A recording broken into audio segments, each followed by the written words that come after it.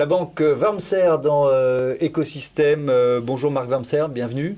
Bonjour. Vous êtes le directeur général, arrière-petit-fils du fondateur. Elle a été créée quand cette banque? En 1936. Et c'est encore une banque indépendante? On est encore totalement indépendant et familial, que ce soit au niveau de l'actionnariat ou de la direction depuis la création. Ça doit commencer à se faire rare, ça, non? On n'est plus beaucoup en France, en effet.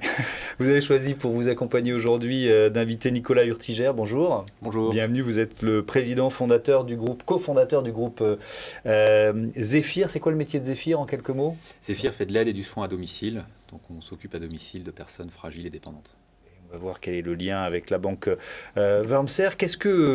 C'est quoi d'être une banque familiale indépendante? C'est quoi les avantages et peut-être aussi les difficultés que vous rencontrez?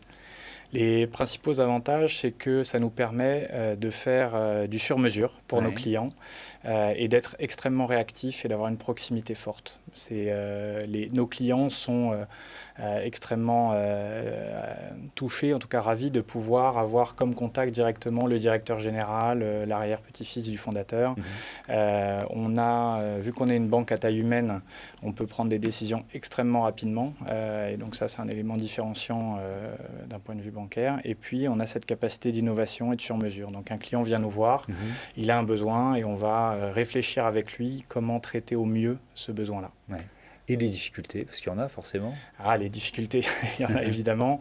On est face à une concurrence qui est forte, donc à nous de trouver justement le bon moyen de trouver le bon produit. C'est-à-dire de vous différencier. De nous différencier. On ne peut pas se mettre en concurrence directe avec les grands établissements, donc on se met sur des niches où on est extrêmement pertinent. On a des grands acteurs bancaires qui sont tous industrialisés, qui traitent extrêmement bien leurs clients, mais dans lesquels leur système industriel ne permet pas de traiter toutes les demandes et c'est à nous de trouver ces bonnes niches. Oui, alors parmi ces niches, il y a les prêts aux startups avec un système de fonds venture loan. C'est quoi ça?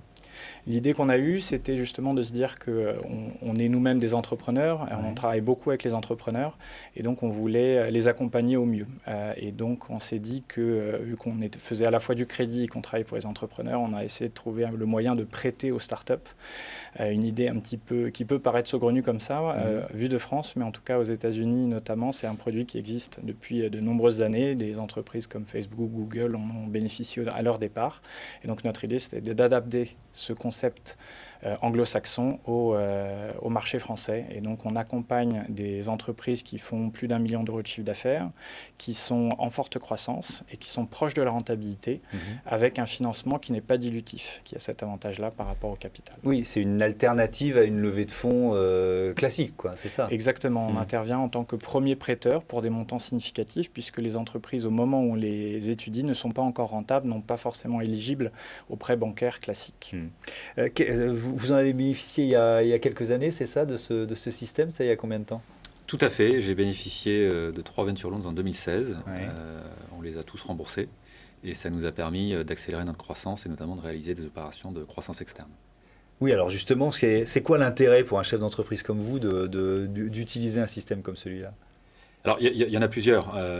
Marc l'a très bien exprimé. Premièrement, c'est la relation avec la banque. On est dans un échange entre patron de PME et patron de banque, donc c'est extrêmement appréciable et confortable. Ça permet d'avoir un niveau de réactivité, de fiabilité. Warmser ont leur comité d'investissement à échéance régulière toutes les semaines, tous les mercredis. Et donc, j'ai le souvenir qu'un mercredi soir, Marc en personne m'avait appelé pour me dire « Banco, c'est bon, on te suit, tu vas pouvoir finaliser ton deal ». Et donc, la question du timing, de la réactivité est aussi importante que la question du coût du financement. Et puis, ensuite, il y a l'aspect non dilutif. Donc, c'est vrai que nous, on a intégré le financement par Venture Loans dans une palette globale de diverses formes de financement, mais quand on est dans une logique un peu patrimoniale et familiale, c'est notre cas également à Groupe Zephyr que j'ai cofondé avec mon épouse, on vise un développement sur le long terme. L'aspect non dilutif est très important. Alors certes, il y a un coût, ça coûte plus cher que de la dette bancaire classique, mais ça coûte nettement moins cher que de l'equity, et ça permet vraiment d'aller très très vite, puisque que ce soit pour de la dette bancaire ou de l'equity, il y a des délais de levée de fonds qui sont relativement longs, qui peuvent prendre plusieurs mois. Là, ça s'était bouclé en quelques jours. C'est quoi les différents métiers? J'ai parlé de maintien à domicile, mais c'est quoi les différents métiers de Zephyr?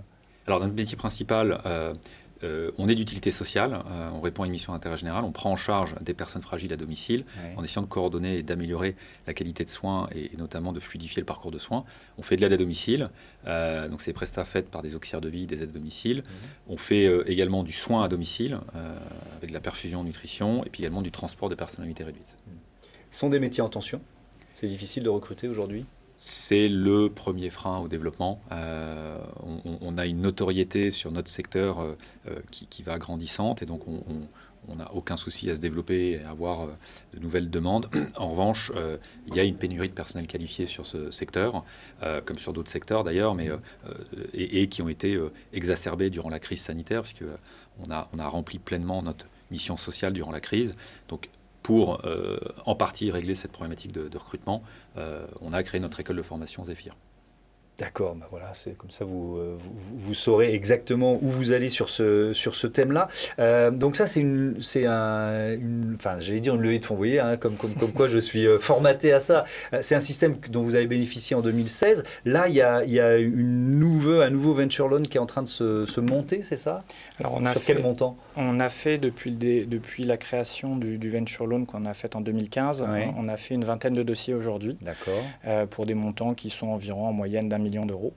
Là, notre idée a été d'accélérer. Et donc, on est en train de faire une nouvelle levée de fonds pour faire les venture loans de 2021-2022 d'un montant global de 20 millions d'euros où on fera entre 15 et 20 nouvelles entreprises qu'on va accompagner. Ouais. Sur quels critères? Vous avez parlé du seuil de rentabilité, 1 million d'euros de chiffre d'affaires. C'est quoi les critères en fait? Comment vous décidez d'aider, d'accompagner telle ou telle entreprise?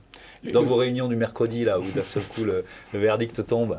Les études sont assez poussées. Ce qui est très important pour nous, c'est justement la gestion de la trésorerie de l'entreprise. Puisque le venture loan, c'est un prêt qui doit être remboursé, vu qu'il y a 1 an de franchise en capital, et puis ensuite 3 ans où le prêt est amorti. Et donc la question principale à laquelle on essaie de répondre, c'est est-ce que la société va avoir la capacité de faire face aux échéances du venture loan. Donc c'est un exercice qui n'est pas simple puisqu'on se base uniquement sur des prévisions, parce que si on se base que sur l'historique, vu que la société n'est pas encore rentable, forcément la réponse serait systématiquement non.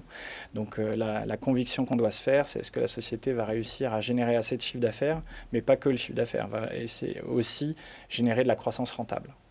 Merci beaucoup, merci à tous les deux d'être venus nous faire découvrir ce partenariat entre la banque Wormser et Zéphyr.